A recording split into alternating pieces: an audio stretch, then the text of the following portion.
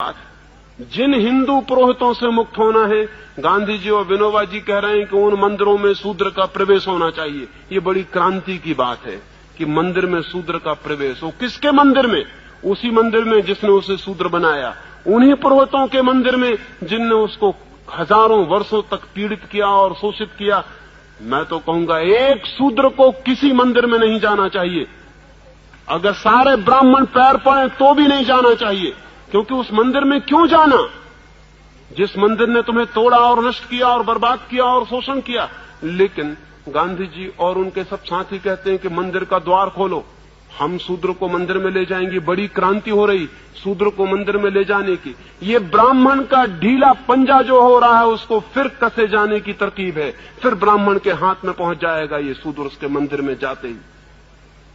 आज वर्ण टूटने के करीब आ गए हैं, व्यवस्था टूटने के करीब आ गई। उसको फिर से नई शक्ल देके फिर उसको उसी व्यवस्था के भीतर रखने की कोशिश चल रही है। डर है कि कहीं शूद्र हिंदुओं के बाहर न चला जाए। लेकिन शूद्र को हिंदू के भीतर रहने की जरूरत क्या है? सच तो यह है किसी को भी हिंदू होने की जरूरत क्या है, किसी को मुसलमान होने की जरूरत क्या है? आदमी होना पर्याप्त है। और जिसको आदमी होना पर्याप्त नहीं मालूम होता वो हिंदू या मुसलमान होने से कुछ और विकसित नहीं हो जाएगा। आदमी होना काफी है। हिंदुस्तान में एक क्रांति की जरूरत है कि शूद्र तो कह ही दें कि अब हम हिंदू नहीं हैं, लेकिन बहुत से वे लोग जो शूद्र नहीं हैं और बुद्धिमान हैं वे भी कह दें कि हम हिंदू नहीं हैं। और बहुत से वे लोग जो बुद्धिमान हैं कह दें कि हम मुसलमान नहीं हैं। बहुत से वे लोग जो बुद्धिमान हैं कह दें कि हम जैन और ईसाई नहीं हैं, हम आदमी हैं। और अगर हमें खोज लगनी है सत्य की, अगर हमें प्रभु को खोजना है तो हम खोजेंगे, लेकिन हिंदू के मंदिर में नहीं, मुसलमान के मंदिर में नहीं।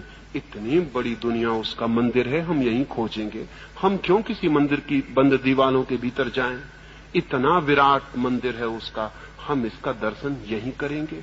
लेकिन इसकी हिम्मत शूद्र भी नहीं जुटा पाते। वो भी कहते हैं हम हरिजनों को अधिकार दो, हम हरिजनों को जगह दो, मंदिर का द्वार खोलो, हम भीतर प्रवेश करेंगे। तुम किससे अधिकार मांगते हो? और ध्यान रहे, अधिकार मांगने वाले कभी भी स्वतंत्र नहीं हो सकते। अधिकार मांगने वाले कैसे स्वतंत्र हो सकते हैं? जिनसे अधिकार मिलेंगे वे उनके परतंत्र बने ही रहेंगे। और जिन्होंने हजारों वर्षों तक दिमागी सांचे बना के आदमी को कसा है, वो इतने होशियार हैं कि वो नए सांचे बना लेंगे और फिर कस लेंगे। नहीं, सब जाल तोड़ के बाहर आने की जरूरत है। किसी हिंदू मंदिर में किसी शूद्र को जाने की जरूरत नहीं, और किसी शूद्र को अपने को हरिजन कहने की जरूरत नहीं। आदमी कहना काफी। तो मुझसे मत पूछें कि मैं हरिजन के घर में क्यों नहीं ठहरता। मैं घर में ठहरता हूं, हरिजन और गैर हरिजन से मुझे कोई मतलब नहीं। आप आ जाएं, मुझसे कहें कि चले मेरे घर, वहां मैं ठहर जाऊंगा। लेकिन अगर जरा भी आपको भ्रम हो और आप प्रचार करें कि हरिजन के घर में ठहरा हूं, तो ऐसे पागलपन में मैं नहीं जाने को राजी होऊंगा। ये पागल घर है, आदमी का घर होता है। मैं मेहमान बन सकता हूं आदमी का, हरिजन वगैरह से मुझे कोई मतलब नहीं है। हजार कारण हो सकते हैं, लेकिन एक ही कारण काफी है।